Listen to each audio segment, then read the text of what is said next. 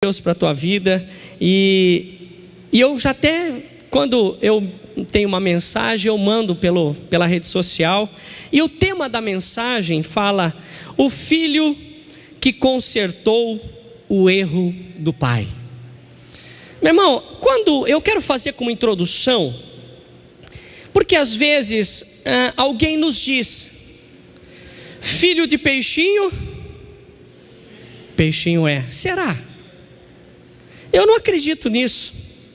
Se meu pai errou, eu vou caminhar no mesmo caminho. Se o meu pai era um bandido, eu também vou ser um. Se o meu pai era, eu vou também continuar sendo. Meu irmão, isso é mito. Isso não é uma realidade de Deus.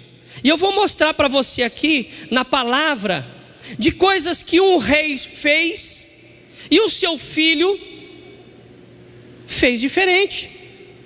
Então, meu irmão, esse negócio assim de Maria vai com as outras, porque alguém fez, eu também vou fazer, porque o meu amigo faz, eu também estou junto, isso aí é uma desculpa muito esfarrapada para mim. Você faz se quiser. Você faz as coisas erradas ou assume as coisas erradas junto com outras pessoas, se você quiser. Nós temos direito à escolha, sim. Eu posso ser diferente. Eu posso. Eu já falei aqui do meu irmão. O patrão, o chefe dele pediu para ele mentir. Ele falou assim: eu não vou mentir não. O senhor mandou falar que você não está, eu estou vendo o senhor aí. O senhor está aí sim. Falou para o chefe. Mas também já falou assim: onde eu vou mandar currículo, né? Não. Eu falei o seguinte: eu estou vendo o senhor aí. Eu vou falar que o senhor está, mas que o senhor não pode atender agora. Eu vou mandar ligar mais tarde. Desligou o telefone. Passou uns 5 minutinhos. O chefe dele: Valdir, vem aqui. Ele falou: Jesus, será que ele vai me dar referência? Foi elogiado pela postura. Aí o meu irmão falou: você viu o que você fez lá? Ele falou assim: olha, eu não quis mentir para ele, porque se eu mentisse para ele, o senhor sabia também que eu ia mentir para o senhor qualquer hora aí.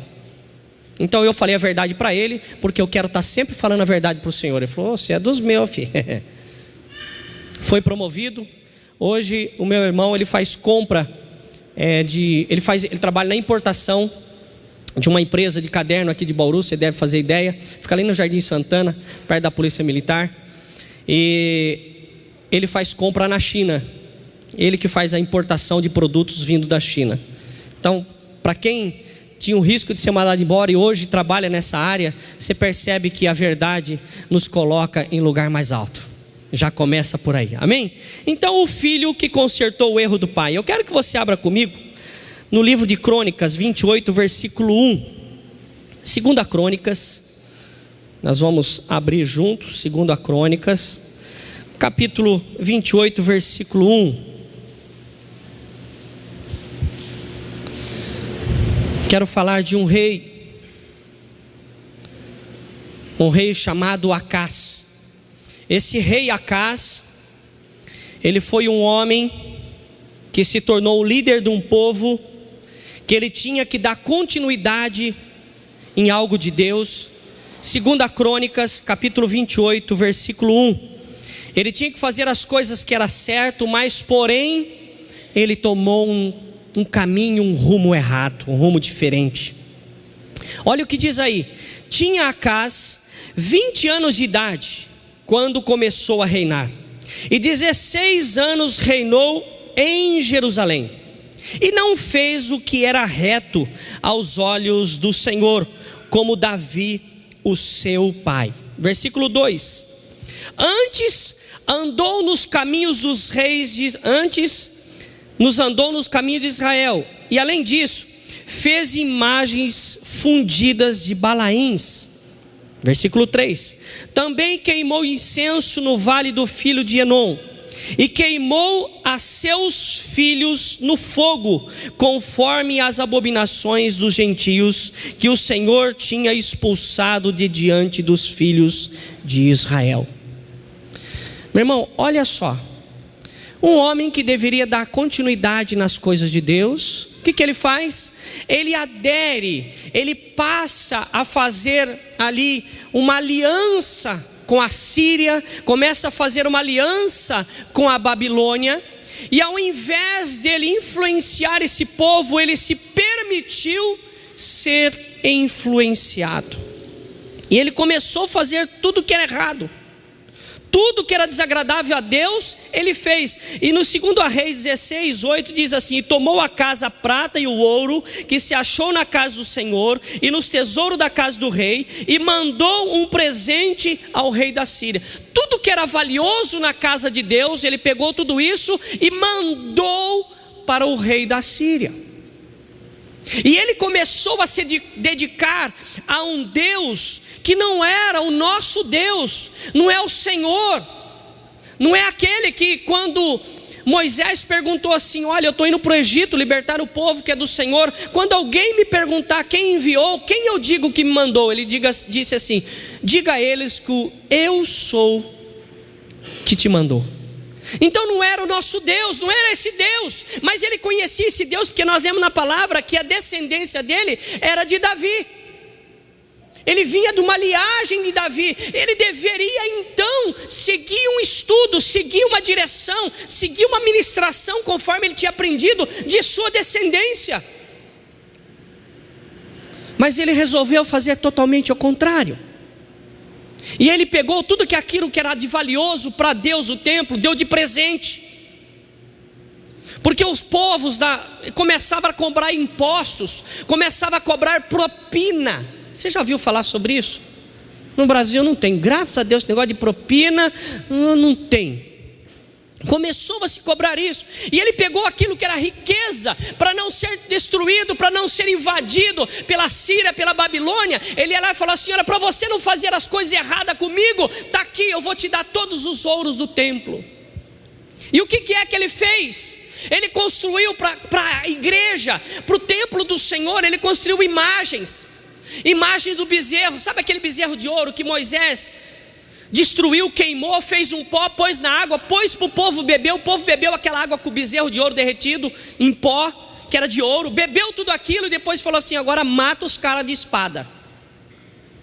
Ele voltou para esse caminho errado. Ele sabia da história da destruição do povo que estava sendo liberto, e ele foi lá e fez de novo. O que eu aprendo com isso? Que, meu irmão, nós sabemos o que é certo. Eu e você, nós sabemos o que nós temos que fazer, nós sabemos o que é certo e o que é errado, mas às vezes nós escolhemos as coisas erradas, porque as coisas erradas acabam se acontecendo mais facilmente, porque nós temos a propensão, já tem o pecado dentro de nós, que nós precisamos lutar contra ele, com a ajuda do Senhor, mas nós às vezes nos entregamos. Mas eu creio que aqui nesta noite existe adorador do Deus Altíssimo, existe aqui nesta noite um adorador do Deus Todo-Poderoso, e jamais você vai ser enganado, jamais você vai levantar algo que venha entristecer o coração de Deus, porque você é um separado do Senhor, você é um abençoado do Senhor, e eu creio que nenhum mal chegará na tua casa, nenhum filho seu será queimado, nada de mal chegará a você, porque o Deus Altíssimo e Todo-Poderoso que está aqui nesta noite vai estar com você todo sempre, em nome de Jesus Cristo. Eu creio no agir de Deus na sua vida. Eu creio que esta palavra não vem te incriminar, mas essa palavra vem para me falar e te falar que aquilo que ele fez é errado. Eu gosto muito de estudar os personagens da Bíblia. Eu estou estudando Acás, estou falando de Acás, depois nós vamos falar de Ezequias. Atos, nós estamos escrevendo Atos 29. Como assim, pastor? Existe o Atos, o livro de Atos, né? Se eu não estiver me falando a memória, o livro de Atos, ele vai até o capítulo 28. E eu e você continuamos a escrever no livro de Atos, porque nós continuamos a história de Deus. Atos 28, eu estou fazendo a parte do Atos 29, continua sendo escrito Atos dos Apóstolos, Atos das pessoas que continuam discipulando. Os apóstolos foi e pregou a palavra de Deus. Eu e você, nós continuamos pregando a palavra de Deus. É como se nós estivéssemos escrevendo o livro de Atos, capítulo 29. Continuamos o ato dos apóstolos, dando testemunho, que as pessoas olham para nós. Um dia alguém olhou para você e não te dava um tostão furado. Hoje tem gente falando assim: eu quero o Deus que essa pessoa serve, eu quero o Deus que essa pessoa tem observado, eu quero o Deus que essa pessoa tem glorificado. E Deus vai fazer de você um vaso novo, vai te levantar como espelho, um refletor dele, e a glória dele brilhará através da tua vida, em nome de Jesus. Eu creio. Atos 29, nós continuamos escrevendo os Atos dos Apóstolos. Não somos apóstolos que viu Jesus, mas somos aqueles apóstolos que carrega Jesus dentro de nós, que é o Espírito Santo de Deus. Esse homem tinha ensinamento, ele tinha conhecimento, mas ele cedeu às coisas erradas. Pegou aquilo que era de valor da casa de Deus e trocou. Meu irmão, ele pegou aquilo que era valioso de Deus e trocou por uma comunhão por um povo estranho. Quantas vezes, meu irmão, às vezes eu e você não trocamos a nossa comunhão com Deus num dia de calor, num dia de muito suor, um dia estafante, abafado. Quantas pessoas às vezes que ouviu a palavra de Deus não tem trocado a sua comunhão com o Senhor de todo o tempo, de luta, de batalha, e está vencendo a cada dia, matando o leão, tem conquistado, e às vezes chega num dia deste calor, numa rodinha de amigo, aceita um copo de cerveja gelado por causa do calor e acaba perdendo toda a comunhão que tinha com Deus. Um dia me perguntaram: pastor, eu posso beber? Pode. Posso adulterar? Pode. Posso? Pode. O que eu não posso? Ir para o céu. Ah, mas eu sou um cara esperto. Desculpa, você é um cara esperto, mas o céu é lugar de pessoas escolhidas. Vai na sua esperteza. Meu irmão, a cadeia e o cemitério está cheio de pessoas que se achavam que eram espertas. Temos injustiça, não estou aqui dizendo que, não estou colocando todo mundo num pacote, mas tem pessoas lá sim que estão lá pagando preço porque tem que pagar. Tem pessoas que estão no cemitério também, fui coveiro, enterrei muitos. Está lá porque cometeu erros na vida, tentou dar um esperto. Quer ver umas pessoas muito espertas? É só andar em Bauru e começar a andar pelo trânsito de Bauru, dá uma volta. Desce 1º de agosto, sobe Rodrigues Alves, depois desce Duque de Caxias, você vai ver quanto espertinho de moto. Ai, pastor, pegou eu agora de moto, né? Esperto. Vai costurando. Irmão, você é costureiro. É um veículo. Se costurou, você está assumindo um risco de sofrer um acidente. São pessoas espertas. Ah, mas comigo nunca aconteceu nada. Meu irmão, vai nessa força aí. Sabe o que é certo, sabe o que é errado, mas continua fazendo as coisas erradas.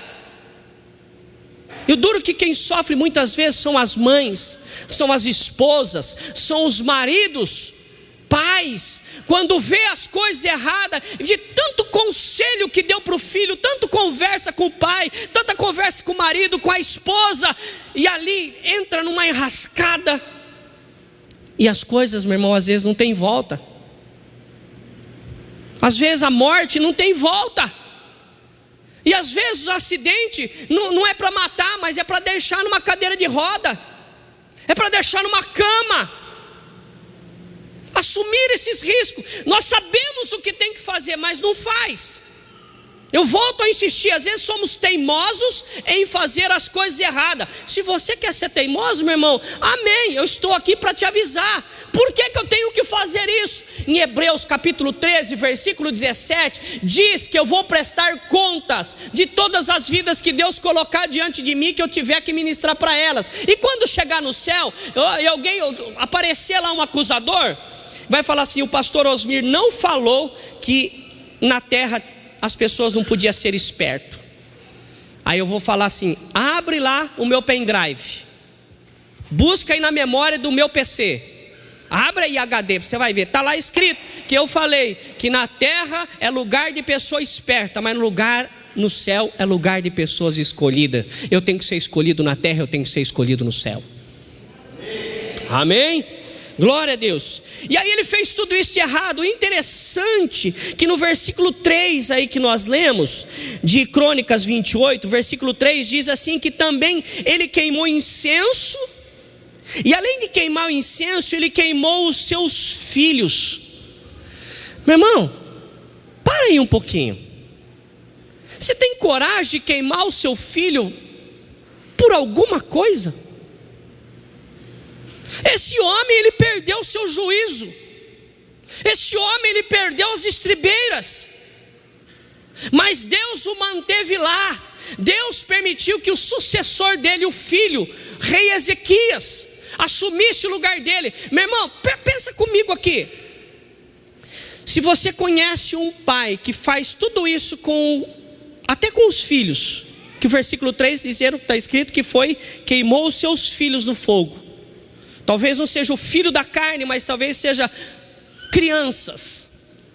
Você permitiria que um pai desse jeito, você aceitaria que o filho desse homem, fosse o seu sucessor, fosse o próximo rei?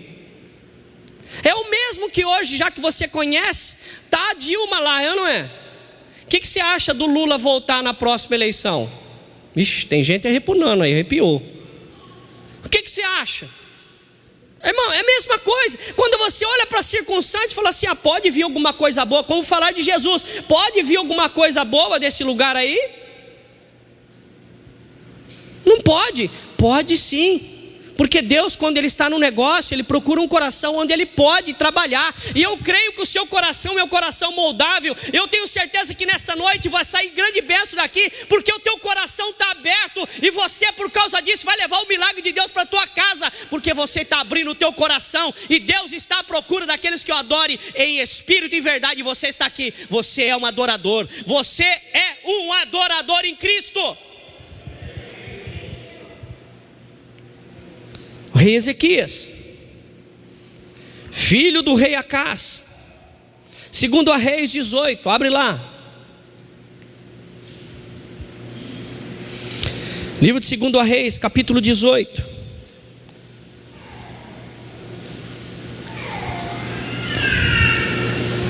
Aí aparece agora, eu sei, você vai ver na palavra de Deus que o rei Ezequias, o filho de Acás, do rei Acás, reinou um certo tempo. Ezequias reinou um pouquinho com seu pai, mas logo depois ele assumiu o posto sozinho. Você vai ler toda a Bíblia, né? Vai ser necessário você ler muitos livros, não vai dar para você ler num lugar só. Mas o rei Ezequias era filho do rei Acás, e ele tinha, esse rei Ezequias, ele continuava tendo agora um problema ainda com o rei da Síria. Ele passava a ter problema porque o pai dele fez coisa errada, fez aliança com o povo inimigo, e agora quem assume é o filho, e a aliança está feita, a comunhão com aquele povo está feita. E agora, como que vai fazer? Como que se desfaz? Meu irmão, você nunca se perguntou? Eu não posso fazer porque o meu pai já deu a palavra e eu vou ter que cumprir. Alguém já deu a palavra, eu vou ter que cumprir. E se a coisa foi errada? E se aquilo que foi acordado, aquilo que foi feito, não tem aprovação de Deus, vai continuar no erro?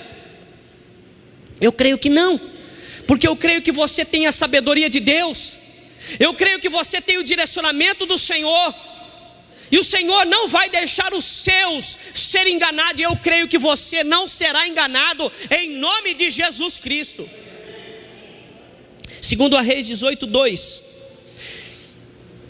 Tinha 25 anos de idade quando começou a reinar, e 29 anos reinou em Jerusalém, e era o nome de sua mãe Abi, filha de Zacarias. Versículo 4 agora. Ele tirou os altos, quebrou as estátuas, deitou abaixo os bosques, e fez em pedaço a serpente de metal que Moisés fizera. Porquanto até aquele dia os filhos de Israel lhe queimavam incenso e lhe chamavam Neustã. 2 Reis 19:14, só virar um pouquinho mais para frente aí. 2 Reis 19:14. Quando o rei Ezequias falou assim, mandou avisar que ele não tinha mais comunhão com o rei da Síria, Senequeribe, ele não tinha mais comunhão, estava sendo quebrado. O rei da Síria simplesmente mandou 2 cartas para ele, ameaçando o rei Ezequias. E aí o versículo 14 do 2 Reis 19 diz assim: recebendo pois Ezequias as cartas das mãos do mensageiro e lendo-as, subiu à casa do Senhor, e Ezequias a estendeu perante ao Senhor. Versículo 33 agora, 2 Reis 19, versículo 33. Pelo caminho por onde vier, Deus já está falando para ele, pelo caminho por onde vier, por ele voltará. Porém nessa cidade não entrará, diz o Senhor dos exércitos, diz o Senhor. Versículo 34. Porque Deus está falando, porque eu apararei a esta cidade, para livrar, por amor de mim e por amor do meu servo Davi. Versículo 35. Sucedeu pois que naquela mesma noite saiu o anjo do Senhor e feriu no arraial dos assírios a 185.000 deles. E levantando-se pela manhã cedo, eis que todos eram cadáver.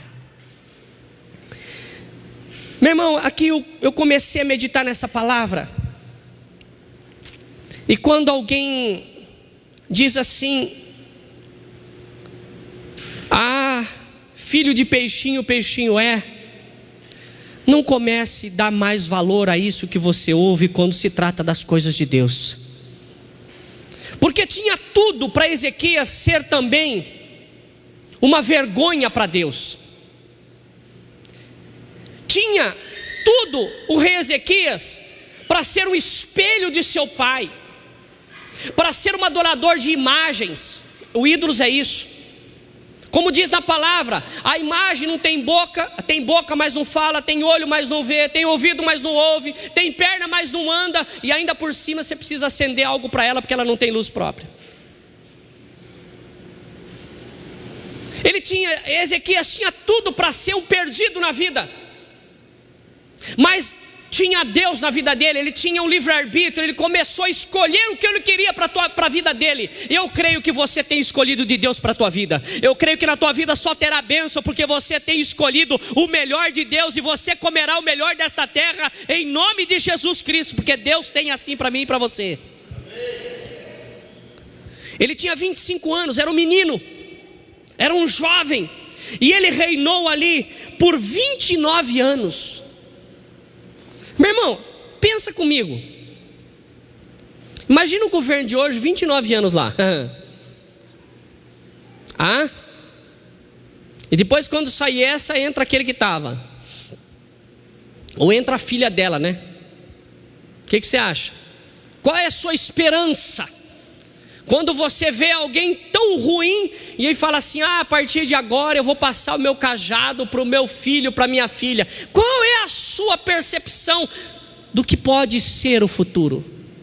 O que eu penso assim? Não importa o que aconteceu no seu passado, não importa o que aconteceu ontem com você, não importa o que aconteceu com os seus ancestrais, importa que você está na presença de Deus e você é uma bênção do Senhor. Você é uma bênção. Mas eu quero dizer para você que o rei Ezequias, ele era uma bênção, mas não deixou de ser ali ameaçado pelo rei. Senaqueribe, ele queria ameaçar. Não foi nem lá rodear a cidade. Ele mandou 2 cartas, achando que aquelas cartas iam intimidar o servo do Senhor. Então eu creio que ninguém pode intimidar você, porque você é um servo do Senhor. Senaqueribe ameaçou o rei Ezequias. Falou para o rei: eu fico imaginando o que estava escrito naquela carta. Não está escrito na palavra de Deus o que está escrito na carta. Eu fico imaginando o rei escrevendo, o rei da Síria escrevendo para Ezequias: Ezequias, você é um menino, rapaz. Você é um moleque. Você não sabe da história que eu fiz com seu pai? Eu vou fazer pior com você. Eu fico imaginando isso. Eu vou acabar com tudo. Eu vou pendurar os seus filhos. Eu fico imaginando o tamanho das ameaças que o rei da Síria, o inimigo agora ali, estava escrito naquela carta. Meu irmão, eu creio que o rei Ezequias, quando leu aquela carta, ele começou a tremer também. Ele ficou com medo, mas falou assim: olha, o meu medo é meu, mas eu não vivo no meu medo, eu não vivo da minha vida, mas eu vivo no Senhor, então o Senhor é que me fortalece.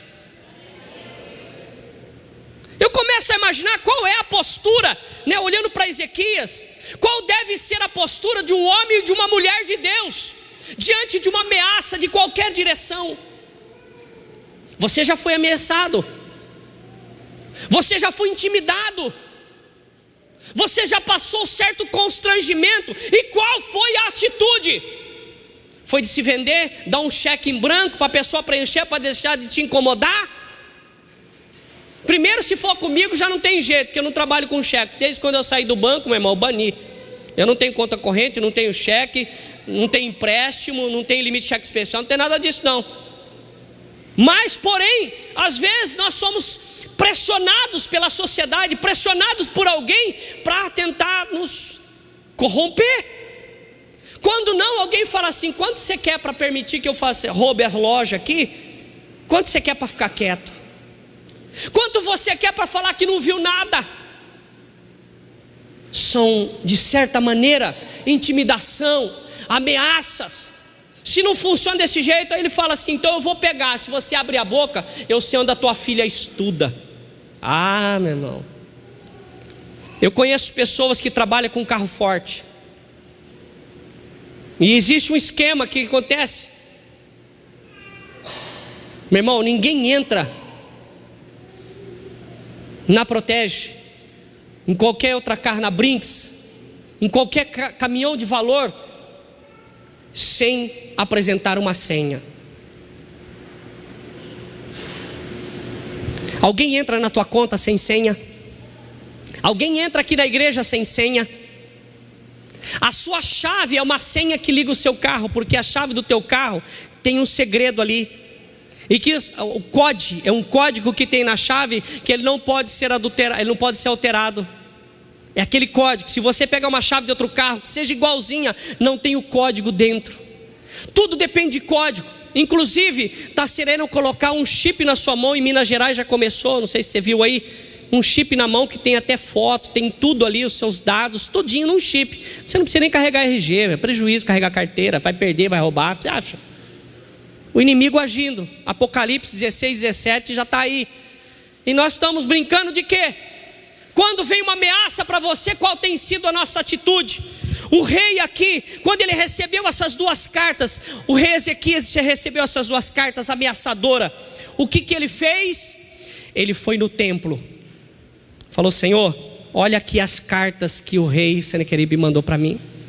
Olha as cartas ameaçadoras que esse rei da Síria me mandou. Senhor, o Senhor me conhece, eu quero te servir, eu te adoro, eu estou aqui fazendo de tudo. Eu consertei os muros da cidade, eu canalizei os rios para que nós não tivéssemos falta de nada. Eu estou fazendo o que é certo, mas vem essa pessoa e vem me ameaçar. Aqui está as ameaças. Ele pegou a carta e abriu diante do Senhor. O que nós temos feito com as ameaças? Será que quando nós somos ameaçados de alguma coisa, a gente vai lá no nosso quarto, se põe de joelho e fala: Senhor, eu queria apresentar ao Senhor o que eu estou sofrendo. Olha o que estão fazendo comigo. Porque o Deus que está fazendo isso com o rei Ezequias é o mesmo Deus que eu sirvo, é o mesmo Deus que você serve. Se Deus fez lá ontem, vai fazer hoje e vai fazer amanhã. O Deus de lá é o Deus de agora, Ele pode fazer com você também. Basta eu e você cremos e apresentar diante de Deus que Ele vai fazer.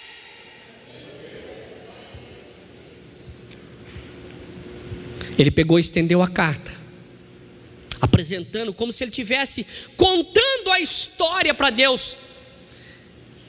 Ele estendeu a carta ali, e a Bíblia não diz, mas fala que ele só estendeu perante o Senhor as cartas. Mas talvez eu começo a viajar com a minha mente. Ele falou: Senhor, deixa eu ler para o Senhor. Eu fico imaginando, não está na Bíblia isso, está dizendo que ele estendeu a carta, mas eu fico imaginando que ele leu a carta como se fosse uma conversa com Deus. Olha, Deus, que ele escreveu nessa linha aqui, ó. Está vendo, Senhor? estou sendo ameaçado. Olha aqui nessa linha de baixo. Eu acredito que ele foi lendo. É como eu e você devemos fazer, como estando num problema. Nós temos que chegar diante de Deus, pôr o joelho no chão e falar: Senhor, olha aqui, eu não tenho uma carta, mas eu sou uma carta viva. Eu quero apresentar minha vida para o Senhor. Eu estou passando por isso, por aquilo, por aquele outro. E você vai discorrendo, vai escrevendo a sua carta para Deus, e Deus vai anotando, eu creio. E aí o milagre acontece. Às vezes nós chegamos para Deus e falamos as coisas: sabe, Deus, aquele pecado lá? Então o Senhor me perdoa aí e faz logo que eu estou com pressa. A oração para dormir é quase uma extrema unção, é ou não é? Amém. O Senhor fala assim: irmão, tem que ter tempo para Deus. A gente que tem tempo para assistir filme, fica lá assim, ó, quieto, moleque. Traz um copo d'água, pega você, não posso. Vai no cinema, meu, fica 2, 3 horas lá sem ir no banheiro, fica com a perninha assim, ó. Vem na igreja no meio do culto, vai tomar água lá no fundo. Aí encheu a barriga, a bexiga, aí ataca o espírito da bexiga. Aí vai lá no fundo de novo, no meio do culto. Não faz isso no filme, não faz isso no futebol, não faz isso em lugar nenhum. Mas quando chega na igreja, oh, que falta de educação com Deus, hein, gente? Ah, não? Ou eu estou enganado? Teve um dia que eu peguei aqui, tinha uma porta aqui ainda. Começou o culto, um domingo, a igreja estava lotadinha. Peguei o microfone, pus no bolso, vai lá no fundo. Fui lá no fundo, tomei um copo d'água de boa, né? Como diz o meu filho. Vi com um copo d'água na mão, mexendo no celular. Alguns irmãos depois falaram para mim assim: hoje o pastor mata um, porque quando eu vou lá para o fundo a coisa pega, né? Aí hoje ele mata um. Eu cheguei de lá mexendo no celular. A hora que eu apareci na porta, meu irmão tinha uns trocentos, tudo assim, ó. Eu falei: você está olhando o quê? Você faz isso comigo todo culto? Você sai no meio do culto, vai beber água. Você sai no meio do culto, fica olhando o celular. Você vai no meio do culto, vai no banheiro. Eu não posso. Está vendo como que é? Agora como eu fui, por que eu não posso? Meu irmão, isso não é uma falta de educação comigo, é falta de educação com Deus.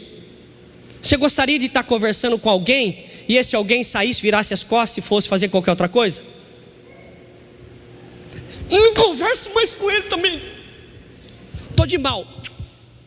Não é assim, o ser humano não é assim. E por que fazer isso com Deus? Irmão, chega diante de Deus, faz o caso de Ezequias, conta a história, dá tempo para Deus. Chega dessa oração de meio minuto. Tem uma conversa com Deus. Senhor, tem alguns irmãos que é melhor você nem perguntar: e aí, meu irmão, como que você está? Hoje eu estou bem, mas quando eu nasci... Aí começa lá a história. Até chegar nos 40 anos, meu irmão, vai demorar uns dias. Mas as pessoas querem conversar. Por que nós não queremos conversar? Nós queremos conversar isso com Deus. O rei Ezequias fez isso. Ele chegou diante de Deus e falou: Senhor, eu consertei os muros, eu canalizei o rio, meu pai não valeu nada, o Senhor sabe disso. Olha o que ele fez: quebrei aí a cobra que foi feita, a serpente de bronze, que era de Moisés, que serviu para uma coisa. Ele estava adorando a serpente. Eu quebrei tudo. Eu mudei, tirei as estátuas, as imagens aí. Eu quebrei tudo, arrumei a casa do Senhor, fiz tudo. Agora está vindo esse povo ameaçar. Eu sei que eu estou na sua presença e eu não quero esse povo aqui. E a gente continua lendo depois, que depois que o rei Ezequias teve aquela conversa com Deus, e Deus viu no coração dele uma sinceridade. Deus viu no coração de rei Ezequias uma sinceridade. Eu quero dizer que alguns irmãos, às vezes, na Indonésia, aqui no Brasil não tem isso: Senhor, me dá um carro. Senhor, me dá um Camaro amarelo, né? Está na moda. Me dá, porque eu quero ir para a casa do Senhor. Aí o Senhor fala assim: senti firmeza no coração dele. Deus não é bobo, gente. Aí Deus dá o Camaro amarelo para ele. Em vez de ele ir para a igreja, ele vai para Getúlio. Aí Deus quer falar assim: eu preciso trazer esse cara de volta. E você sabe quem anda com um carro desse aí? Não anda devagar, não anda 10 por hora, não é? Quer ver até onde vai o velocímetro. Aí Deus só coloca um poste na frente. Na semana que vem ele está aqui pedindo oração. Senhor, me estrumbiquei tudo. Como o Senhor colocou aquele poste na frente? Ele falou: o que você pediu não foi para me glorificar, foi para mostrar você. Será que às vezes, meu irmão, a nossa oração a Deus também não é para nos apresentar assim, ó, me dá aquele terno de linho, porque eu quero ir na sua casa, e depois chegar lá, você viu que eu comprei? Aí a hora que você vai sair ali, vai fechar a porta do carro, fica presa aquela beiradinha, né? Você fecha a porta, a hora que você vai descer, oh Jesus, olha o que o Senhor fez, Deus. Eu não, isso não era para me glorificar, era para a sua glória. Quantas coisas erradas, meu irmão, às vezes não está acontecendo com a gente, porque Deus está querendo consertar a nossa vida, e a gente olha para Deus e você não gosta de mim, né? Eu tenho ido na tua igreja, eu tenho cantado, aleluia, aleluia. Mas Deus conhece o nosso coração, Ele sabe da sinceridade, meu irmão. Você pode enganar qualquer um, Deus não engana. O rei Ezequias não estava preocupado em enganar Deus. Ele pôs a carta ali, a vida dele era um livro aberto diante do Senhor. E quando ele terminou de falar, eu acredito que depois da oração do rei Ezequias, no versículo 34, eu acredito que o rei Ezequias foi dormir. O rei Ezequias foi descansar. O sono do Senhor, o descanso do Senhor. Aí de manhã, o celular dele despertou, 6 horas da manhã, né? Ou com uma música, de repente. Ele abriu o blindex da janela dele. 185 mil soldados mortos. Aquele povo que era uma ameaça para o rei Ezequias. O rei Ezequias só teve o trabalho de fazer o quê? Orar. E ele obteve a vitória. Ele não precisou descer, ele não precisou pegar uma espada, ele não precisou abrir a boca, ele não precisou fazer nada. Ele simplesmente apresentou a situação diante do Senhor. E eu creio que aqui nesta noite haverá grandes milagres, porque a tua vida está sendo apresentada diante do Senhor. Eu creio que algo novo vai acontecer, porque você está abrindo a tua vida como aquela carta. Você vai abrir a tua vida diante do Senhor, e o Senhor vai olhar para você e vai falar assim: olha, eu tenho que acabar com esses inimigos, eu tenho que dar um jeito, eu tenho que abençoar essas vidas, porque estou vendo o coração deles aberto, e eu preciso dar um milagre a ele, em nome de Jesus. Carta aberta. Abriu a carta. Nós temos aberto a nossa vida diante do Senhor. Como tem sido a nossa vida diante do Senhor? Tem sido uma carta aberta. 185 mil homens, a palavra de Deus me diz no versículo 35, 185 mil deles, não era todos, deles, não diz que é todos. Então algumas pessoas foi deixado viva, para ir lá avisar os outros que estavam na terra, falar assim: ó, não vamos mais lá não, filho. Não vamos nem levantar a mão com esse povo aí não, aquele povo lá são um povo de Deus. Não se mete com eles.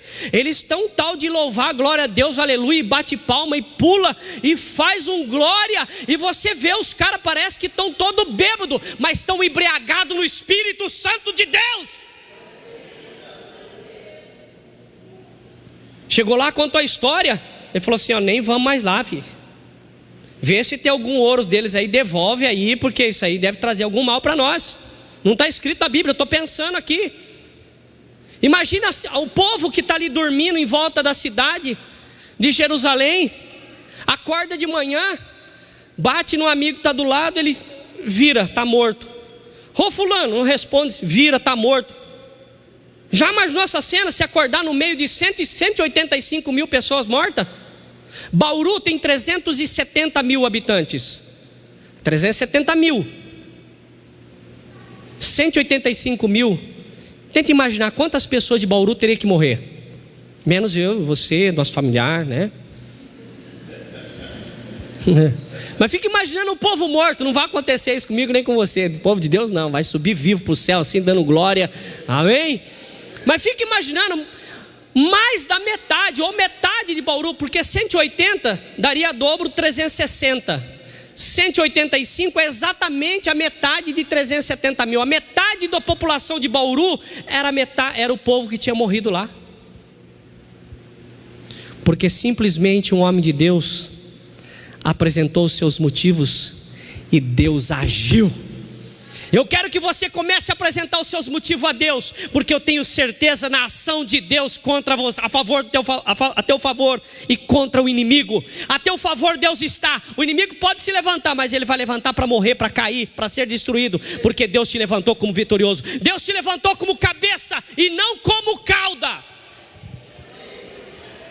É assim que Deus nos levantou. Quero concluir aqui.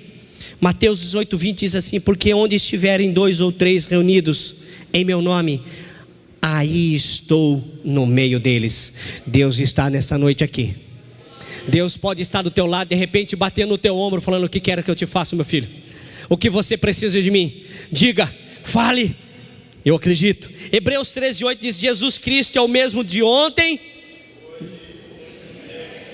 não vai mudar. Então o Deus que agiu com resposta para o rei Ezequias é o Deus que está aqui nessa noite e vai agir a teu favor. Eu creio em nome de Jesus. Eu creio no milagre de Deus para a tua vida. Meu irmão, mantenha a tua vida como um livro aberto diante do Senhor, como Ezequias abriu essa carta, porque eu tenho certeza que Deus vai te ouvir, Deus vai te entender e vai fazer com que você coma o melhor desta terra, em nome de Jesus. Amém? Queria fazer uma oração por você que de repente entrou aqui nessa noite e falou: Senhor, eu quero apresentar ao Senhor os meus problemas, os meus inimigos. Quero chamar alguém do louvor aqui para tocar só uma corda.